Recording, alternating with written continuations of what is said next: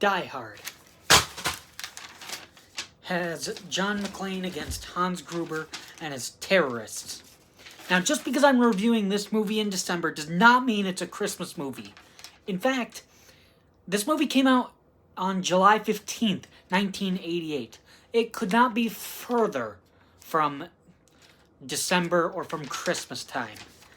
So, the positives on this film are, I actually like how it starts off very calm. It's very slow and chill.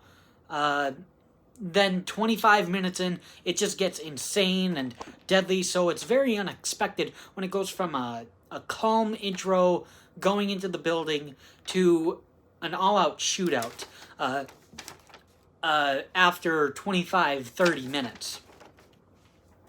I also appreciate that John McClane is not played by, like, a buff, 200-pound, pure muscle Arnold Schwarzenegger or Sylvester Stallone. Bruce Willis is a perfect fit, because you would not expect a guy like that to triumph over evil. He's in good shape, but he's not like Arnold or Sylvester.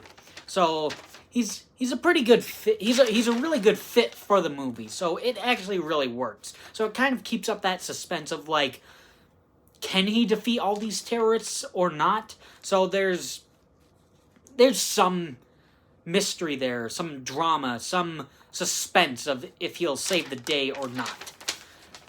And every great action hero needs a great action villain. Hans Gruber, played by Alan Rickman, who was Severus Snape in the Harry Potter films, is a very good villain. He's not this muscly guy, and he doesn't go toe-to-toe with John McClane with how muscly he is or whatnot. He's just very smart, and he thought out everything to perfection. But the one monkey wrench in his brilliant plan, is some New York cop. So the villain in this movie, Hans Gruber, I actually really like. I think he stands out in the movie. I think he stands out as being one of the best action movie villains of all time. And it's interesting that this action movie actually takes place in only one location, at the Nakatomi Plaza, because anything that happens on one floor can be heard on another floor, so the villains can quickly get to John McClane and try and kill him. So I actually really like that. Instead of like, I don't know, I guess Fast and Furious, which can take place in multiple places. So you can kind of always get away from the villain or get away from the action. Here, you can kind of get away from the action for a little bit, but I mean, the villains are always gonna find you since you're just stuck in this building. You can go up, down, a little bit in any direction, but not a whole lot.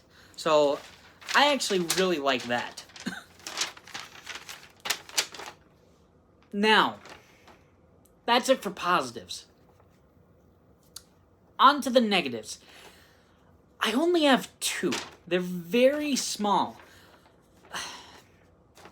So, I guess the first positive is, I guess it kind of takes a while to get to an action sequence. The first action sequence doesn't really come until like 30 minutes into the movie, and I kind of wish they maybe started out with an action sequence, although I do enjoy that it starts out calm and unexpected. But I could have used, maybe not right away, but like 15, maybe 20 minutes in, honestly. Well, I mean, the terrorists come like 15 to 20 minutes into the movie. You just don't get like an action sequence until like 30 minutes into the movie. So that's just me. That's just kind of something that I want in an action film. And the other super small negative, when I was really watching this film, I wasn't really looking for anything specific. Like, I wasn't looking for anything to try and hate on this movie, but a super small negative that is a fact flaw or whatever.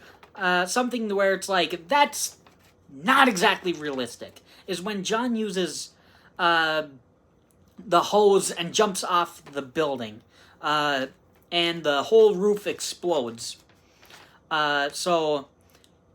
Creating a huge fireball.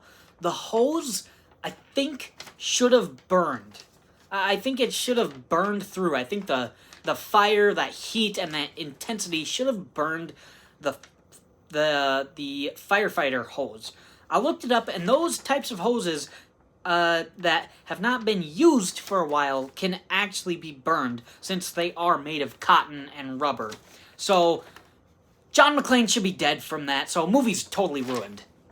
No, I'm kidding. But it really only stood out to me just because everything else in the movie was done so well and was thought out so well. The script is thought out so well.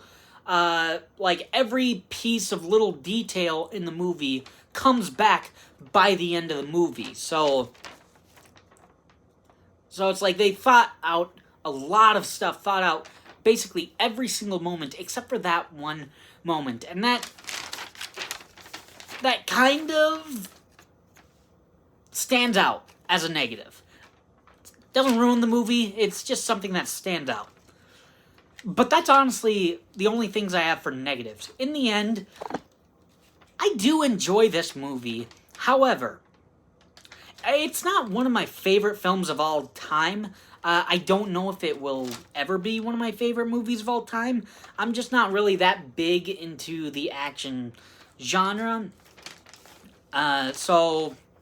But quite honestly, I do enjoy Die Hard for what it is. I do enjoy Die Hard for what the movie is, what the movie does, what it did for action movies of now the action hero doesn't have to be this big, muscly guy. It can be the average New York cop guy. It can be an average person. So I like what it does. Quite honestly, I just don't love Die Hard. I don't love Die Hard, but I think Die Hard is a good movie. So that's my review on Die Hard. Thanks for watching.